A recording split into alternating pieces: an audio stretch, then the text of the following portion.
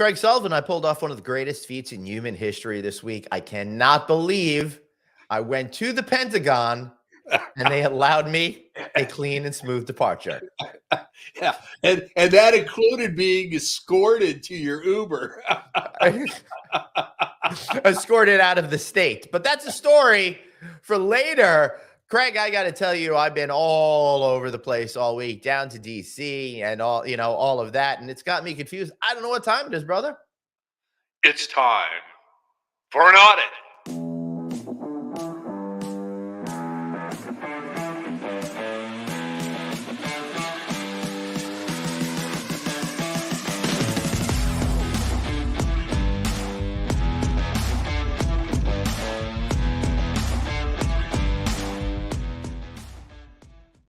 Hey, everybody, welcome to the incredible Friday Night Audit. And by incredible, we mean it's incredible that you're actually watching this. Craig Sullivan, how are you doing? Better than the best, brother. It's just another sunshiny day out on the left coast. Yeah, it always is. I got to tell you, over here on the East Coast, we've been a little bit spoiled. We've been in a situation where it hasn't been terribly burr until today. I've been able to fantasize that it is not winter at all, except, of course, getting dark at 1 p.m. But that aside, it's been in the 50s. But Wow. now all of a sudden we're down. It's getting down, and it's sinking. And I'm really feeling sad, Craig. Really feeling sad. But did you winterize your swimming pool? Finally. All right. I came home from a trip. I saw some pool-related equipment in my driveway. So I'm like, I guess somebody was here to do something. Or maybe it was just some really lousy thieves. I don't know.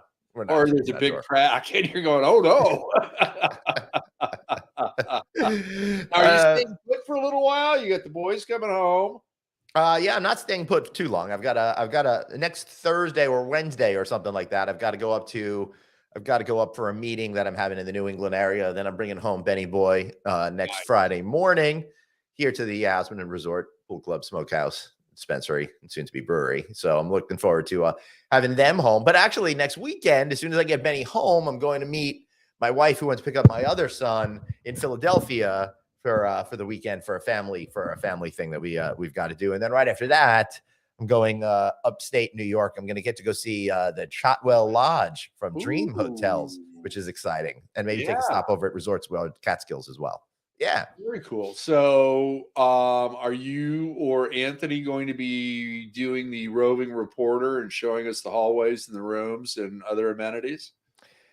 Hadn't thought about that yet. It's a really good idea, Craig, but it was much easier when producer Dave was going with us and he could do all of that, you know? Yeah. We got to figure it out. All right, we got to get our guest on here. Yes, we do. Yes, we do. Who do we have today, my friend? We've got a wonderful, wonderful architect, Mr. Bruce Greenfield from AO, joining the show today. How are you, Bruce? Hey guys, doing good. Recovering from COVID. What? Boy. You had COVID? Why so finally late? Caught me. Why so late? Yeah, why so late to the party, Bruce? I know. I thought I was immune. Hey, where's the chicken hat? In the garage. My wife wouldn't let me bring it in the house. So it's good to know that your wife exercises judgment then. Yeah, yes. She's the sensible one. Yeah. You're feeling better, and you're still going to be in quarantine for a few more days. So hopefully you can get back to work, or actually you have been working, but back to your office next week or the week after. Yeah, it's been pretty mild. Hasn't been bad at all. Okay, that's good. Good. All right, so Bruce, we got to ask you this because it is.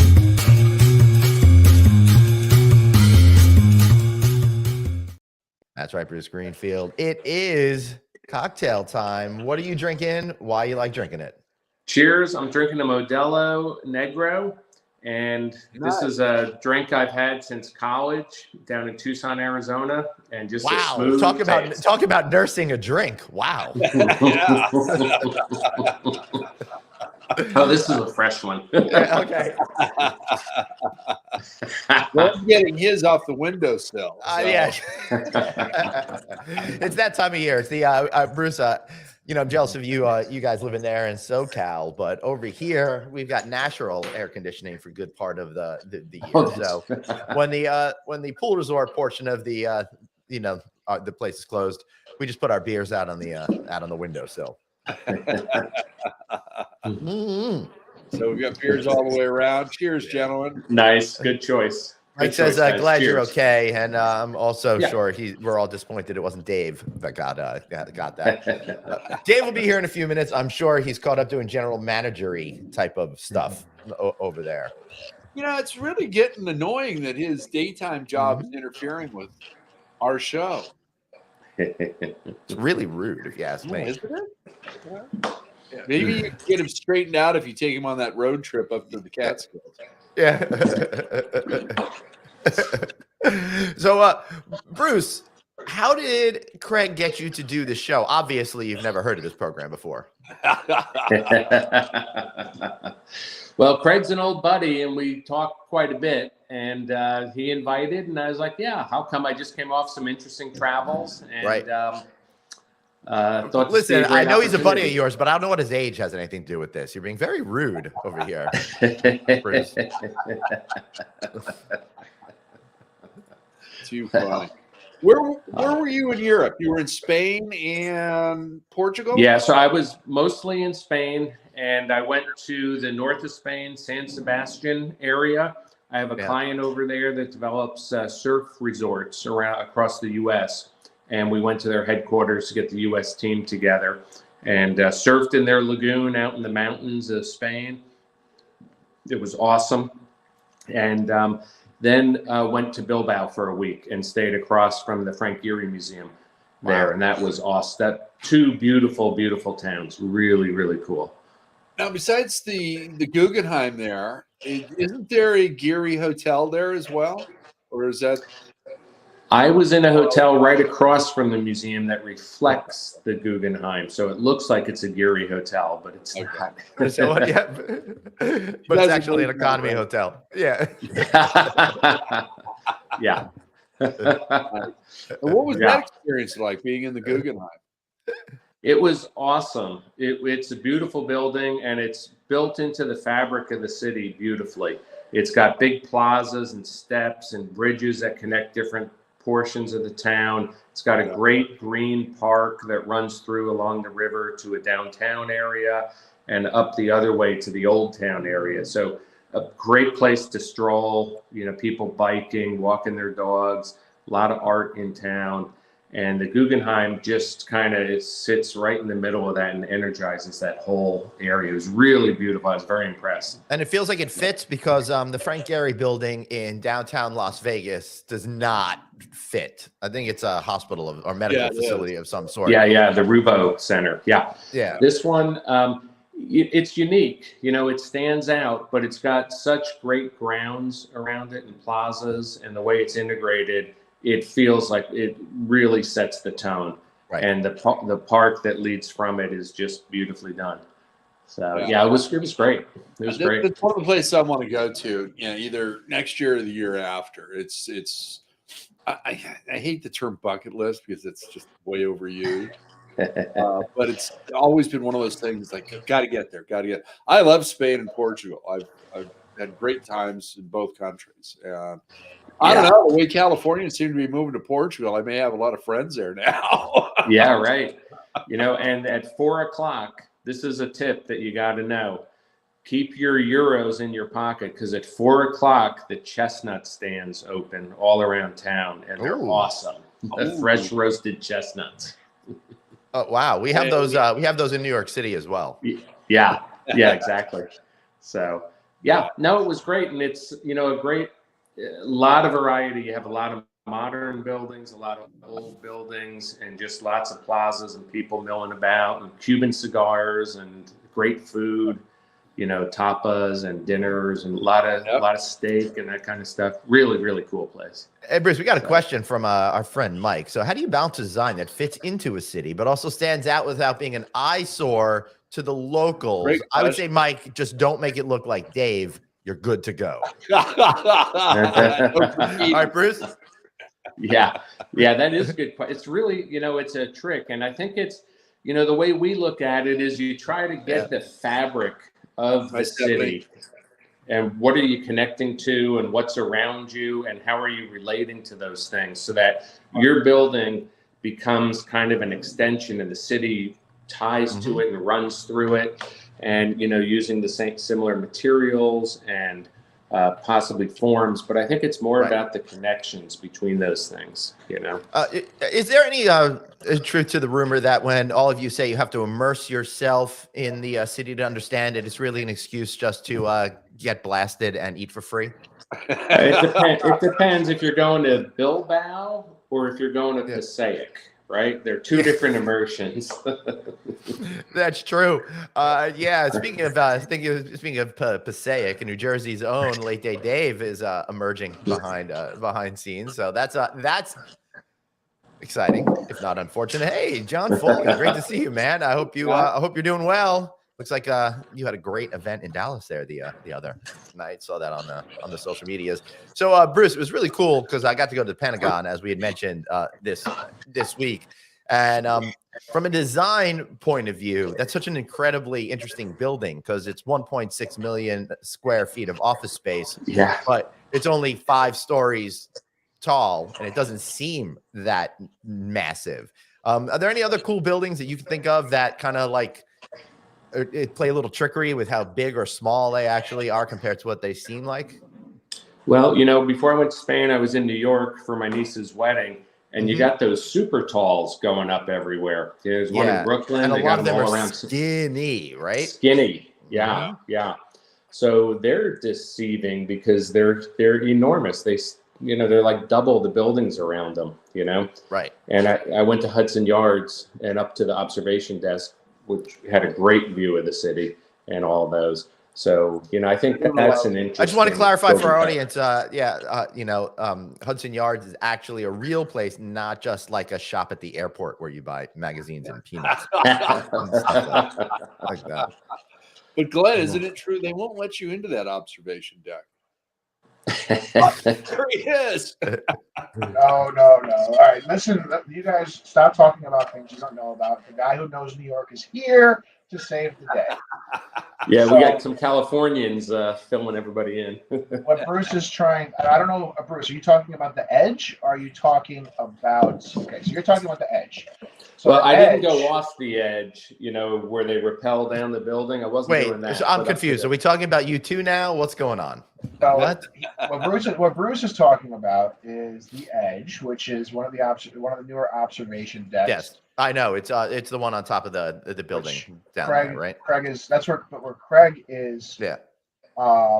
Yeah, that's it. What Craig is thinking of is the vessel, which is also in Hudson Yards, and that is closed. Not so much a observation deck as it is much as a suicide space and a suicide space. So so the way this worked is you could, previously, as you can see, people are up here.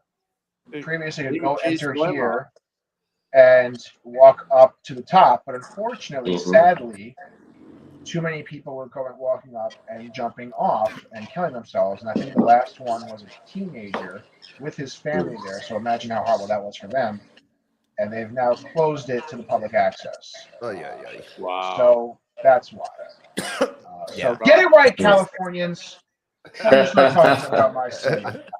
Hey, they serve a great gin and tonic at that observation deck, just for future reference. Yeah, hold on. John Foley is saying, hey, they hosted a party there at BDNY. It's friggin' awesome. That's really cool that you did that, John. That's good. And I guess that helps if you're drinking from a fire hydrant. What's that? Funny story about we talk about the hotel business, we talk about development in hotels. Ironically, we don't think about this as much, at least I haven't, until I spoke to a person that used to work at one. But the demand and the quote unquote oversaturation of observation decks in New York City is actually impacting business, because you have, over the last 5 years, you have One World Observatory down at the Freedom Tower. Yep. You of course have Top of the Rock, which has been there forever. You now have, you of course have the Empire State Building. You have the Statue of Liberty, but now you've added the Edge, and you've added the Summit at the brand new One Vanderbilt building right across by me. So, ironically, that was actually, it's a big point of concern in the space of observation decks. And there's another one going up somewhere else right around here too. Well, not only that, but honestly, late day Dave, there are all these rooftop bars at every other hotel. Do you really need to be up 80 floors when you could be up 40 floors and not have to pay for it? I will say the bottom of the rock right here. Yep. I will say the observation decks are, especially One World Observatory. That one I think is really cool. Yeah, hold on one second. John is saying, hey, I should have come next year, please. It's an annual event. John, I would have loved to, but I was fortunate enough to have some jobs out of town, so I was not at BDNY. So, I'm a journeyman speaker, so wherever there's someone wants to hear my words, I've got to go. You can invite me, John. I'm all down for going. So, Bruce, interesting thing about me, that people don't actually pay me to speak at their events. They pay me to go away after I'm done speaking. That's the business model? That's the business model. So, cheers. Yeah, it was awesome. So Dave, awesome trip. Are people in New York City just not going to them as frequently, or is there just still the same amount of pool of people you think it's just being so spread thin? Well, I mean, obviously COVID took a different thing, but this is a conversation I had pre-pandemic. And I think it's just that there's the same amount of people, and they're, now you're adding this summit and you're adding. Right. I'm also wondering, Dave, if people are just like, how much to go up there? I don't need to see. I don't need to see Jersey that bad. Listen, I'm happy to not spend any money to not see Jersey. I mean, I don't know. You have to kind of, you have to, it's easy for you to say that, right? It is. It just came right out of my mouth. Yeah. It's easy for me to say that, but it may be not so easy for someone that's from, Yes. Come up with your somewhere anywhere else Midwest city. Somewhere anywhere else in the world. Pacoima, there you go. There you go. Butte, Montana. I don't really care for observation decks too much, but aside late, guys. I was setting up some of the brand new things, which is right in line with Friday Night Audit. We are actually doing this out. Oh, that's pretty cool. This is our first one that's for public space, so we're getting, just finishing the setup on that with our great instructor. I don't know about you guys, but Dave, you sound a little low to me compared to everyone else. Is there a way to get a little more volume from you over there? And no? All right, well, just try to scream, because I just don't want to. All right, well, Daniel's got that question. How much you spending on Christmas this year, Dave? How much are you going to donate to my fund, Daniel? Yeah, right. That's the real question. Mm-hmm. Yep. Why can't I control my mic anymore? It's not too late to convert to Judaism. That's all I'm saying. I should definitely do. What's that? Do you have your Chinese restaurant picked out yet? I have a feeling that we're going to be going to a sushi place this year, unless we go to this place called Green Tea Restaurant. It's it's much more hues towards authentic, because there's a very strong Asian American community by Stony Brook University on Long Island.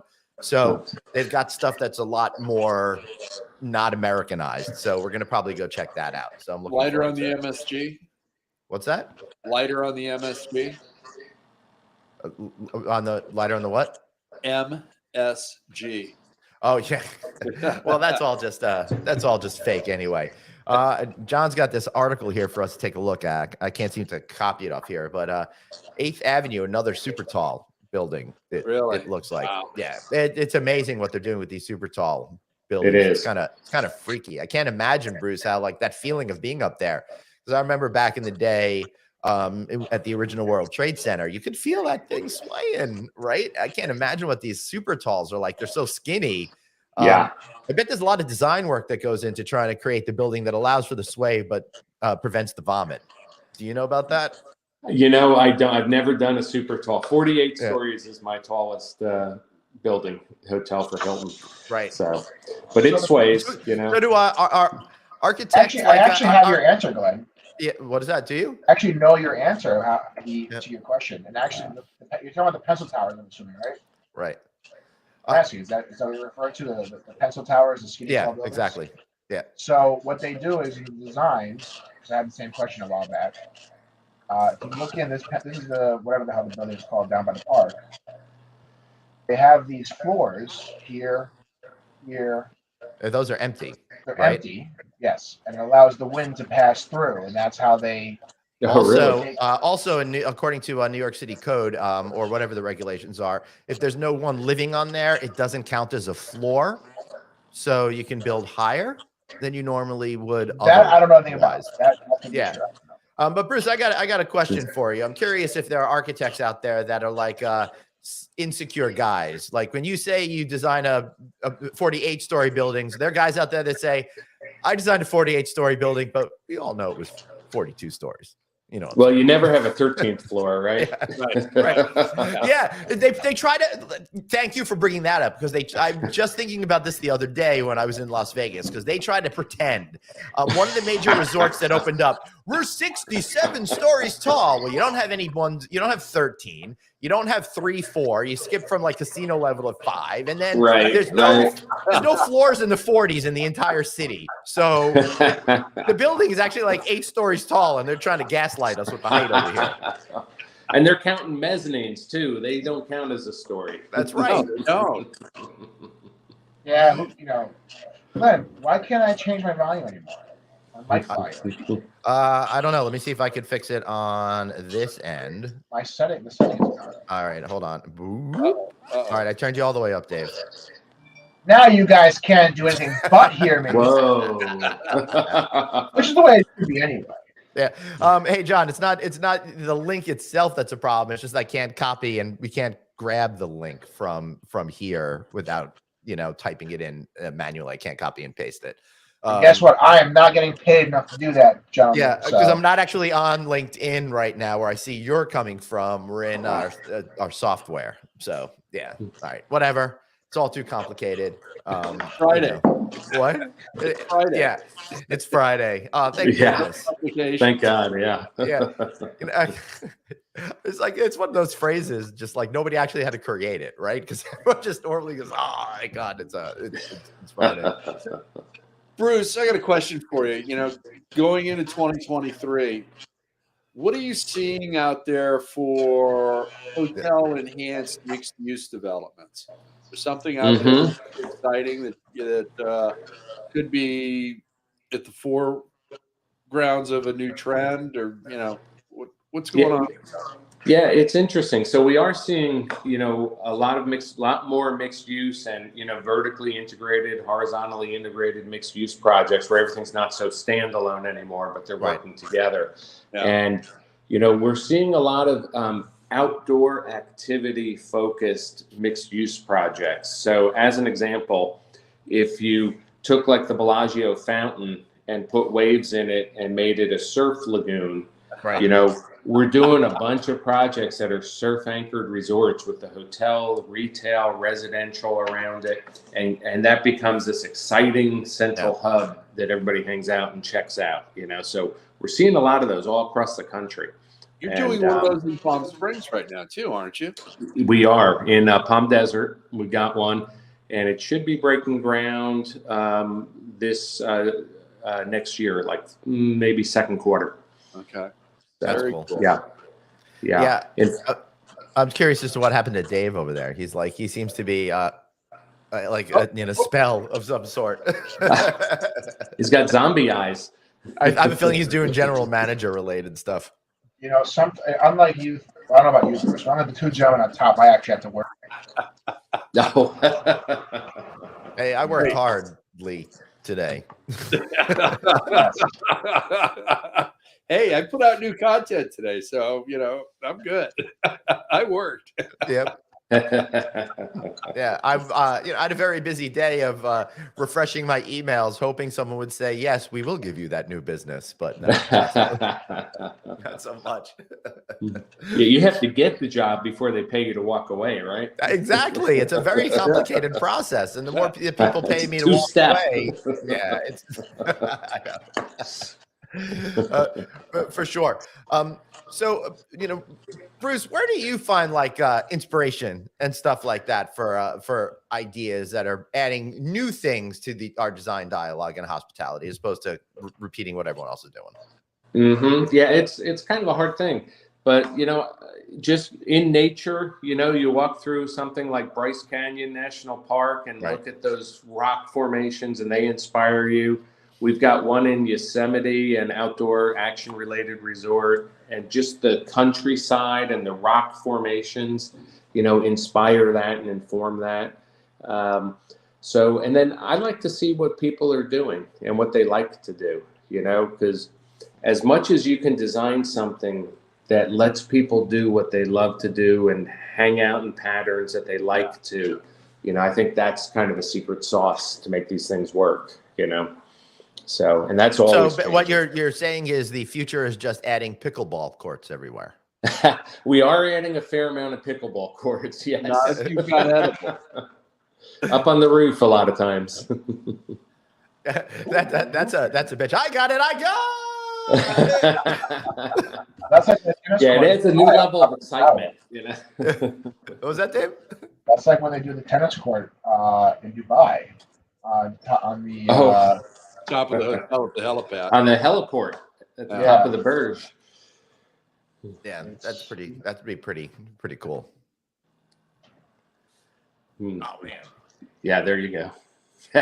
So obviously this game is not a very competitive game, you would think, but one wrong misstep, one forgetting that it's a non-competitive game, 2 steps back the wrong way, and they should fall into the ocean, I guess. So I don't know. That reminds me of that game, one of those games that they played in Tron, where they were on the discs and stuff like that, and you could fall off it into the ether. Yeah. Nothing has ever more factually come out of Microman's mouth than this. GM eyes and zombie eyes are the same.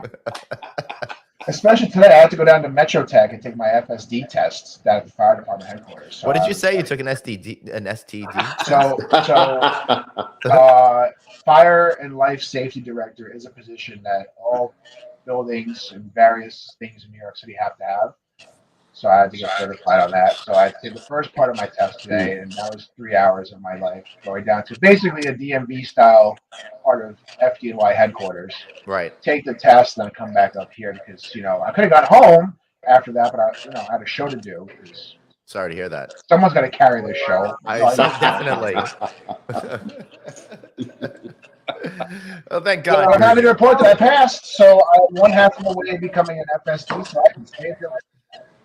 Hey, Glenn, awesome. Why don't you bring up those slides that you have since David is holding the show together? All right. So since Dave is such a fan of things like Tron, we're like, hey, what Dave doesn't know? So Dave, we're curious as to what you don't know over here. We got. Hold on 1 second, real quick, because Dave does know something. Argentina won the game, Michelle. Argentina won. Makes sense. All right, that's good to hear. All right, how about that Rams game, guys? Yeah, I was there. Yeah, Craig was actually at the game. That was an unbelievable game. Yeah. The Raiders decided to give the game back to the Rams. I think they felt bad because there was more Raider fans in SoFi Stadium than Rams fans last night. So you're trying to say that Los Angeles are not good fans? Who would have thought?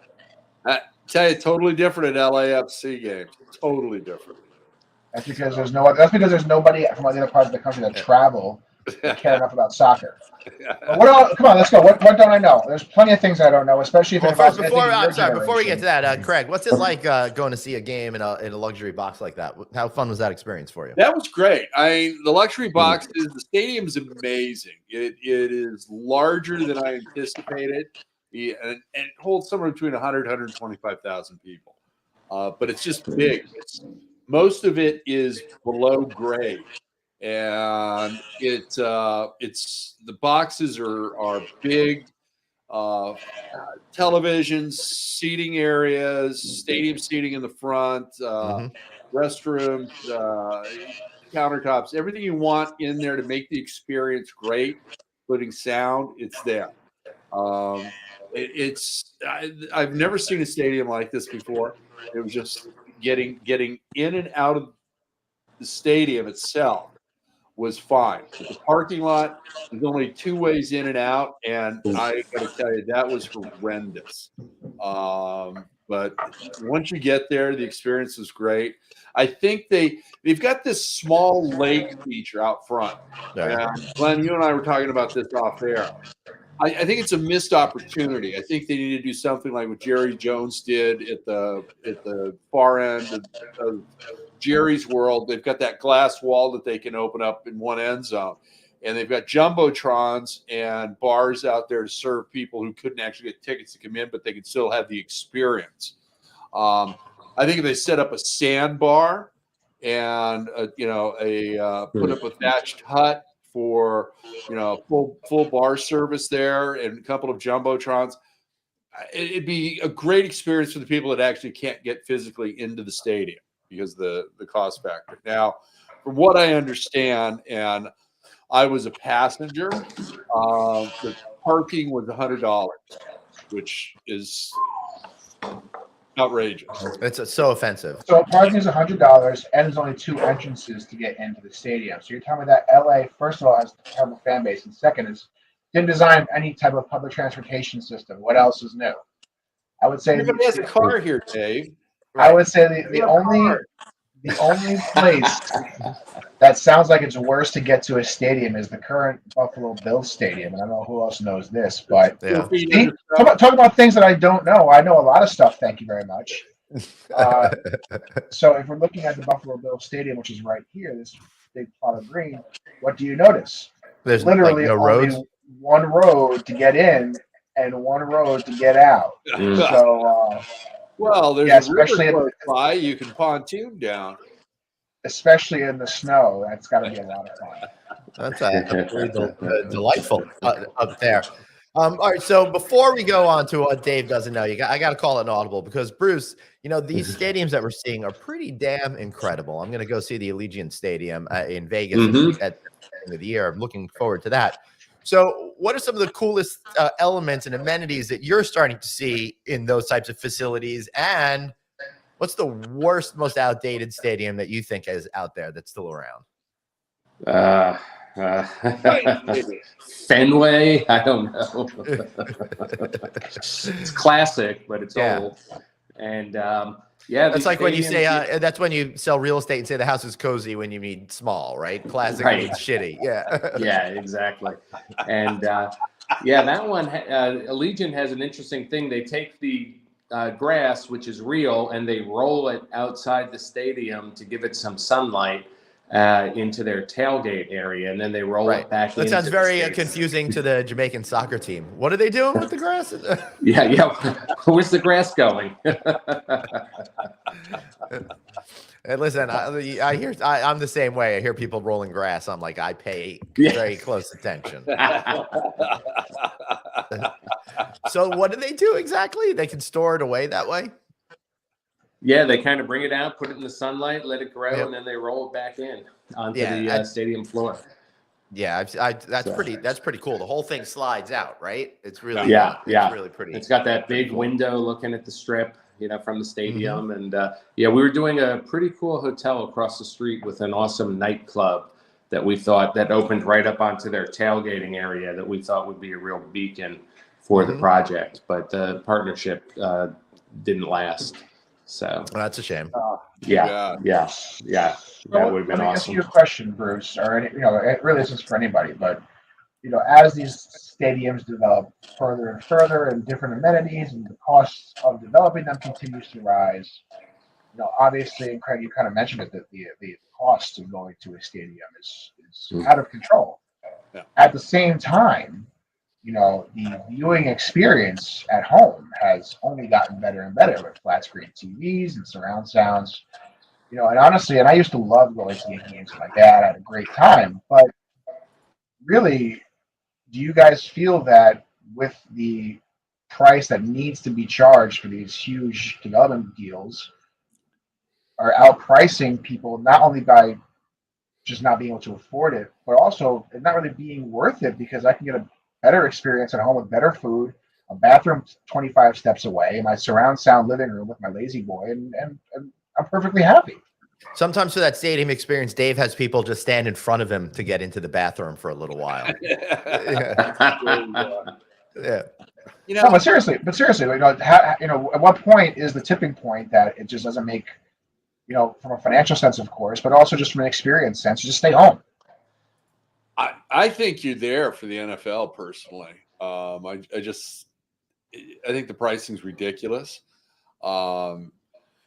Major League Baseball, even with all of its flaws, they've still got affordability factors out in the bleachers.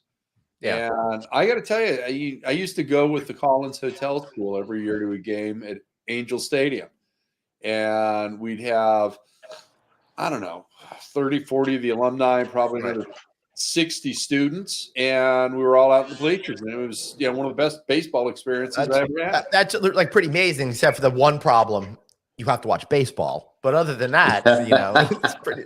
Sounds like a pretty good deal. What? Yeah. What inning is when it? the most ridiculous thing I've ever heard of, and we talk about hotels, amenity fees, resort fees, all those things. PSL, the concept of a PSL. Oh God, it's disgusting.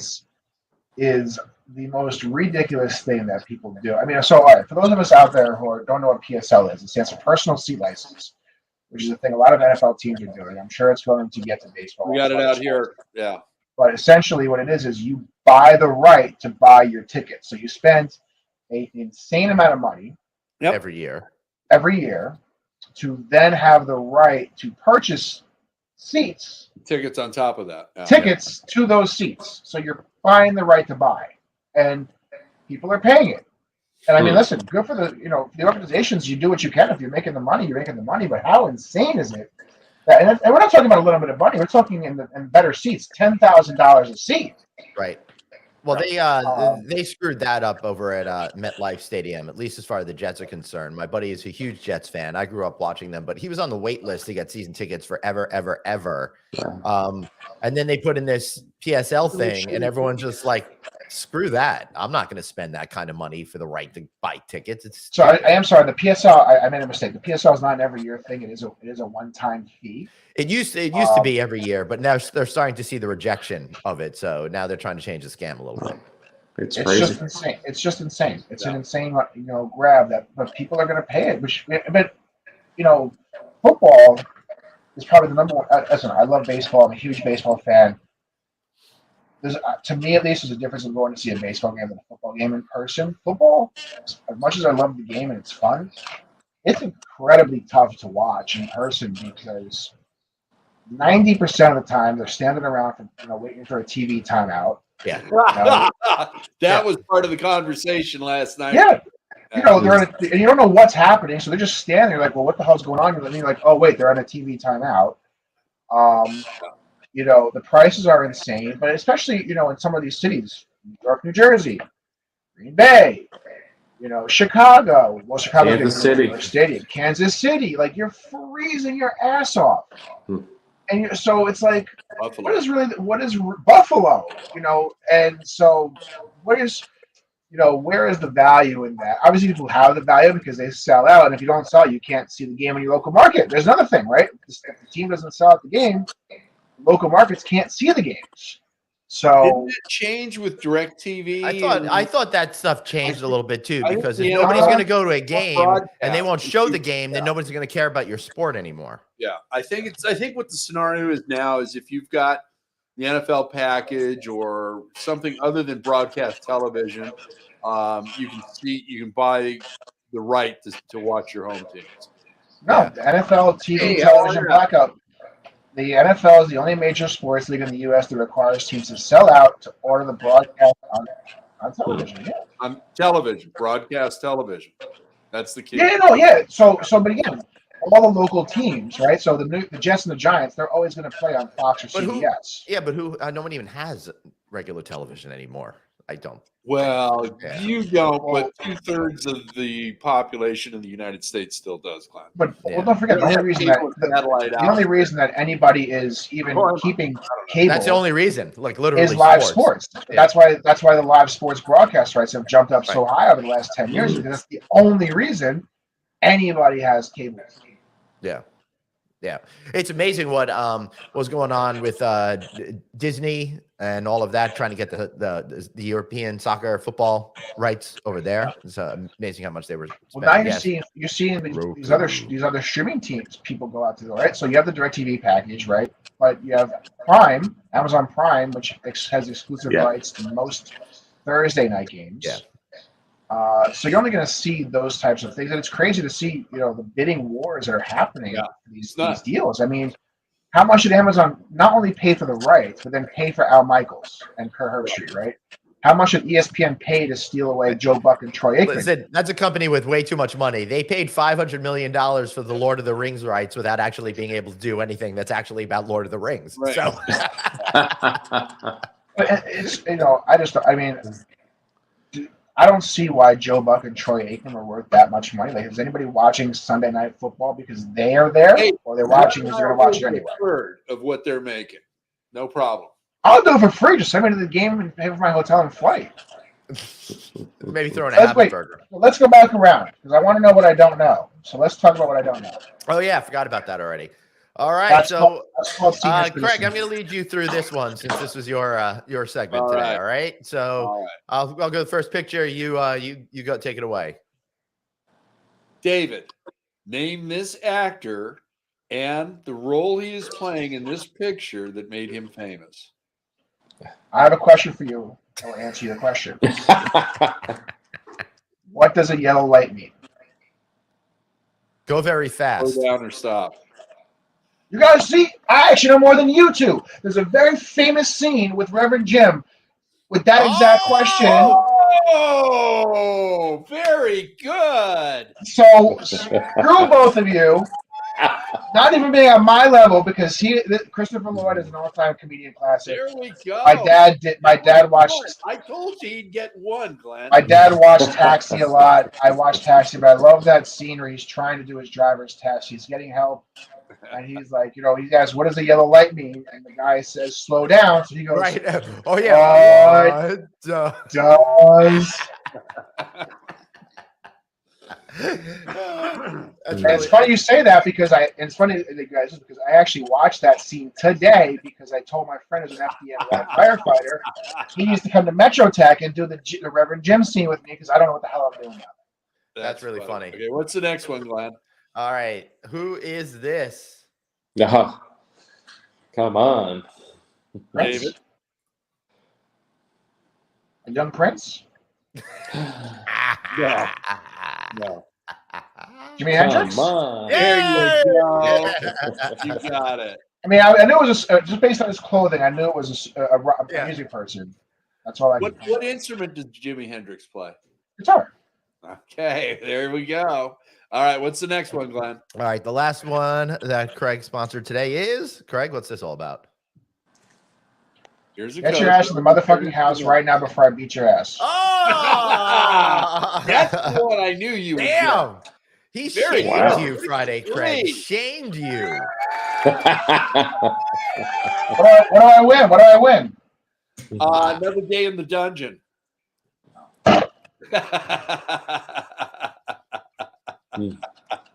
That's hysterical. Very good, David. I'm proud of you. I mean, the Jimi Hendrix one, I can't really claim credit for because, again, just from power of deduction, it was a music person. It was an older style from the olden times, and it was only going to be a couple people that I was going to throw out there. So, yep. Hey, sometimes you're lucky. Yeah. So, like, it's very interesting. When I was at the Pentagon this week, they had a Dunkin' Donuts there, and like literally, our national defense runs on Dunkin'. That is pretty impressive for the Dunkin' Donuts people. I would be so mad if I worked at the Dunkin' Donuts and I had to clear security every day just to get to work. I would be so. I always feel like that for the airport people too. Same thing. If I had to park my car a mile and a half away, take a stupid bus to get to the airport, go with the security. No. Yeah. I don't care how much you pay me. I'm not doing it. Not your future. No. You know what? If I'm ever going to work at an airport, it's going to be the lead person of whatever airport it is. And I'm going to have a special spot built for me where I pull up to the airport next to a damn 747 and park my car. Yeah, speaking of 747s, 2 days ago, the last 747 rolled off the assembly line that's ever going to be built. Yeah. Yep. How crazy is that? That is that's a shame. You know. Okay, we're already running with less flights than we were prior to the pandemic by 15 to 20%. and the planes are getting smaller and smaller. So what's happening? When are we going to see some innovation in aviation? When are we getting back to a supersonic transport or something else? But that goes back to the question we just talked about with the stadiums. You want to do all this stuff, but then at what point does the price point just not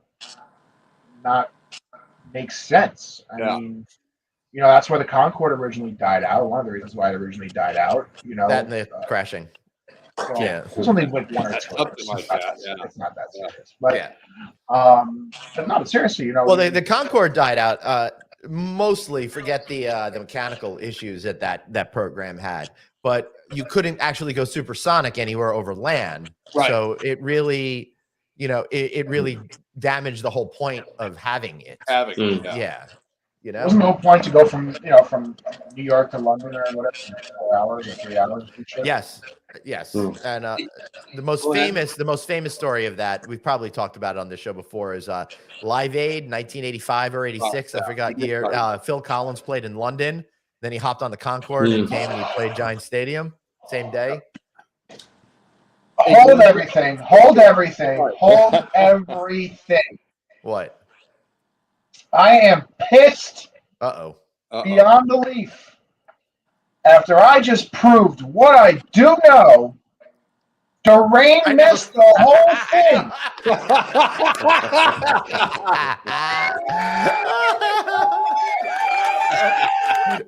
All right, Durain, I just nailed 3 of 3 things that Craig threw up at me, old style. You know what? Do the whole thing again. Run it back. I don't care. Put it back on. Durain. I know. Funny. Thanks. Right. So yes, I do look sleepy, Durain. I was having this amazing nap this afternoon, then realized I had to do this show. So I got my ass out of bed. So let's review what's happened. About 10 minutes ago, Glenn admitted he forgot to even do a segment. And then he was taking a long afternoon nap. What does that mean, Glenn? I've got life figured out. You're super old. Just go back to rolling the grass stadium. That too. What happened was I went and I met somebody for lunch, and it was at a fancy steakhouse, and I had heavy food, and it just kind of like stole my soul from me. Did you sleep in the car or in the living room? What was that? Did you sleep in your car or the living room? Mostly on the drive home. Well, Glenn's got the money to buy the new EV cars, right? So it's just autonomous driving now. Yeah. So, hey, David, why don't you roll that video I sent you? That way Durain can see that. Oh, we care what Durain sees now? You know what? Yeah. I don't know. I'm very mad. Durain, I'm very mad at you. I'm very mad at Durain right now. I'm sure. Why are you not playing? Why are you not playing? It's great. Great content. Wow. Why are you not playing? I guess you didn't load it. Nice job, Dave. It's been sitting loaded for an hour, for 48 minutes. You burned it out. It kept playing over and over again. It was an endless. Yeah, we'll try it again. Once I get it going, we'll bring it back up. Okay, you can bring up the stills then. Bring up the first one. Durain is saying, how many martinis did I have at lunch? I had 1 beer at lunch. I can't really drink too much during the day because this happened. Yeah, it happened with only 1 cocktail. Yeah. All right, here we go. There are 2 types of people in this world: those who think Die Hard is a Christmas movie, and those who are wrong.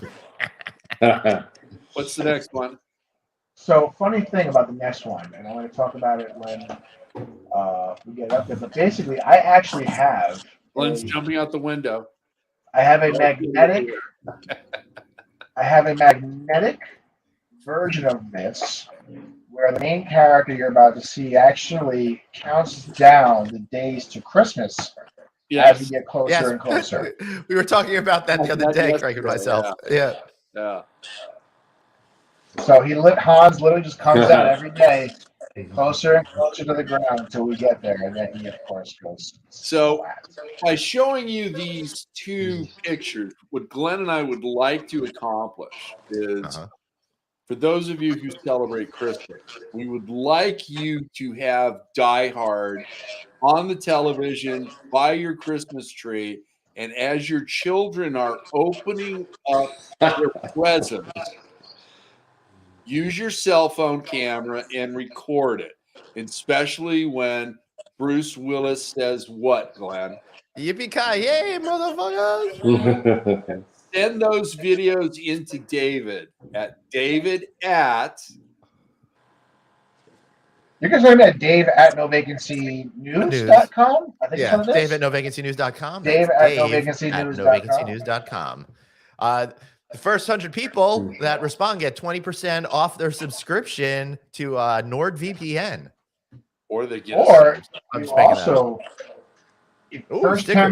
the first 20 people that email me to Dave@novacancynews.com have the exclusive privilege, just like a PSL, to then purchase No Vacancy Friday Night Audit merchandise at the exclusive provider of all your Dave pajama needs at the Aloha Craig store. Where can they find it?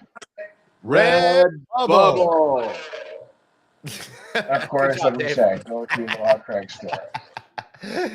But we didn't do the official the official set for the Plugapalooza though. Oh, is that a sticker, Craig? Is that a sticker?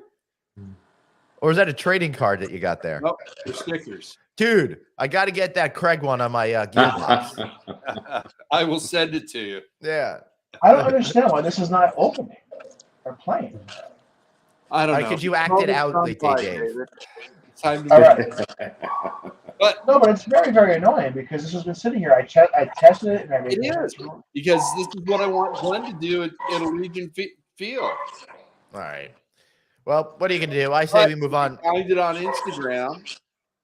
Aloha Craig. Take a look there, and you will see my video from. If it's on Instagram, then wait. If it's on Instagram, then we are in business, folks. 1 second, please, as we. I bet you that's the right one because they all have the same opening. Yeah. What's that? The only problem is here, I have to actually remember my Instagram password. Oh, God almighty. How about we Which I did. I did. I'm not senior like you, Glenn. Okay, I know how to use stuff. I am. While we're waiting for that, I'm not a senior. I'm seasoned. I am. While we're waiting for that, what is the most irritating or dumbest thing that you've seen in a hotel design architectural deal? Okay, so recently I'm looking at renovating a project, and the front door opens and there's a column right in front of it, about 5 feet into the building. Now, I told the owner, we have to move this entrance. Yeah. He's like, 10 years ago, we moved it there. Right. That's ridiculous. Lord Daniel is saying, hey, Bruce Almighty, what's your plans for the holiday? For me? Yeah. My daughter's coming in. She just got married, and she's coming in for the holidays, and we're going to do some family time. Awesome. So, and hang around the homestead. We've been traveling quite a bit the last few months. That's great. So we're staying my here. Holiday time. I'm going to play Craig's video. Nice. Hey.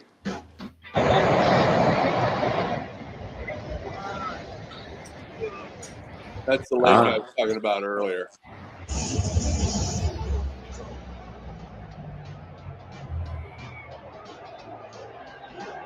That's cool. The video board is amazing. Yeah. The whole stadium. It's just beautiful. This is the inside of the suite. Oh, nice. Both the inside and the outside of the wing is a video board.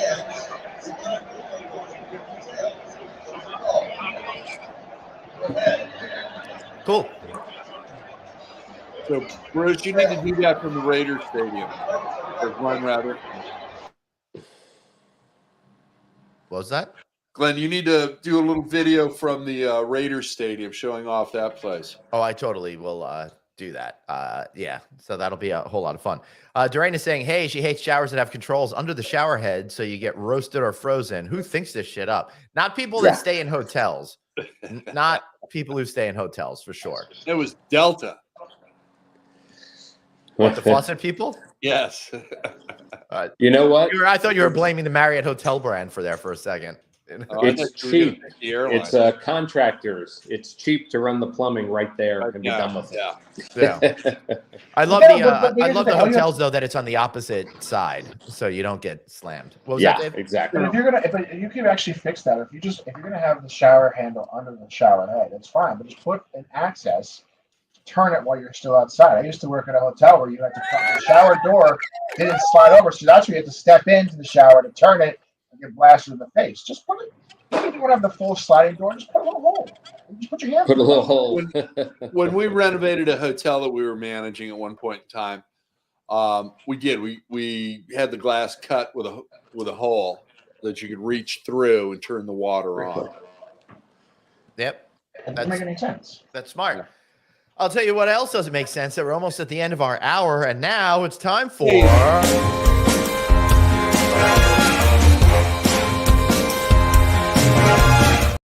Right, it's the plug of your chance to be shameless in a guilt-free zone.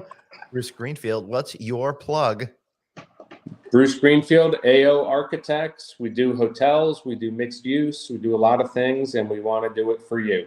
They do it very well. Thank you, Craig. Nice. That was a shameless plug from Craig too, Bruce. I know. You do a great job. I love this show. You really did a great job. Dave, what you got, buddy? I'm going to plug Fish on end of year New Year's Bash. I'm going to be going there. I'm having a luxury suite. I know I'll be the only one there actually partying and enjoying myself. I'm sure. If I got word that you had something going on at the luxury suite and I was not included, it would not end. But now I'm going to bring it back before you move on.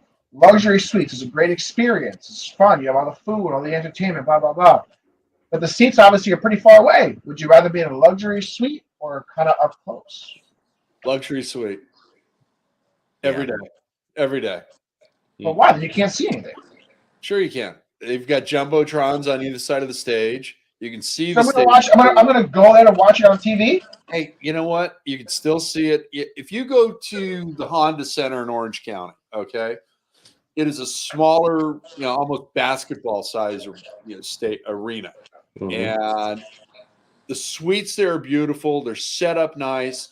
We had one at one end, and we faced the stage the whole time. Now, I got to tell you, when I had to go see Ringling Brothers twice, because once I took all of my little cousins, nieces, and nephews, the other time I took clients, I thought I was going to lose my mind. I bet. But when I saw Eric Clapton for 3 nights in a row, or Van are back in the day, 5 shows, it was great. And the only thing you had to leave the suite for was to go buy some merch. Yeah. All the food, the restroom, everything was right there, self-contained. And Glenn and I can attest to, if we've got 3 people in tow with us, there's always one wandering off somewhere being Ziggy. Okay. Yeah. And if you've got 10 people or 12 people, forget it. You're going to lose 2 or 3 of them, and then your phone's going off because they can't get in. They don't have their tickets. Right. But the suite is just the way to go. It really is. It really is. Yeah, I like it too. I did one of the holiday Fish shows, which was postponed to this past April, in a luxury suite, and it was so much fun. But that being said, I'll be behind the stage for 2 of the 3 nights that I'm going. I did not do well in the getting tickets scheme on this one. But who cares? Our motto is, hey, as long as you're in, you're in. That's all that matters. Dave, do you have any actual plugs? No. All right, great. Craig, I feel like I need to do something right at the top of March. What am I doing? Click 6th Annual California Lodging Investment Conference, March 1st and 2nd, 2023 style, at the West and South Coast Plaza Hotel. in beautiful Mesa, California. We are making our triumphant return there. We're also releasing content almost every day, it seems like. Glenn and I are doing 3-Minute Thursdays. We had a great show yesterday. So, it's all good. We're winding down our season on Click Connect. We got 2 more episodes to record, and then we're done till after the holidays. And we need you to get David with donuts. Get pictures of David with donuts, because we're going to turn them into a moo-moo and send it to the drummer of Fish. That's right. We'll see if we get him there. Jonathan Fishman is excitedly awaiting his Dave donut moo-moo. Yeah, what time is 3-Minute Thursday? We never freaking know. We try to figure it out We and got throw it the at time on there. 9:30 a.m. twice. Yeah, we're gonna try to shoot. Maybe we should try to shoot for that. Except we can on Thursdays because I'm usually on air at 12:30. But we'll figure it out. We'll try to get it down to regular time. Leaving already. Yep. This is done. Listen, you paid him only till 6. It's 6:01. He's out of here. All right. Make sure to we want to see you at the California Lodging Investment Conference, CLIconference.com. Of course, watch No Vacancy live Tuesdays, Wednesdays, Thursdays. The Friday night clusterfuck every Friday night here at 5. Check out all of my special broadcasts. Follow me on LinkedIn. Follow us on YouTube. Go to novacancynews.com. Subscribe. Text the word hotel to 66866. I'm exhausted. I'm all alone in my house, except for me and all the cats. So I'm going to go have some quiet time. It's going to be fun. Okay, but before we take off or put on the music, send Glenn a message on Instagram. You will get a response. Instagram sounds like a very terrible name. No, I'm on Instacant. I can't figure it out. Can't deal with it. Instagram sounds like a terrible, terrible version of Tinder. Instagram. That's hysterical. Yeah, it doesn't just you don't just get swiped away. You actually get a notification that you're ugly and no one wants to fuck you. It's Instacant. Can't do that. Can't do that. The things we think of on this crazy show. All right, this show sunk to a new low. Thanks everyone for being here. We're at a new low. We really appreciate it. I did my plug already. His agent Ari Emanuel negotiated a great deal for him for this last 30 seconds over here. All right, everybody, we'll see you next week right here on the original Friday Night Audit. Aloha. Hey, no talking over the credit.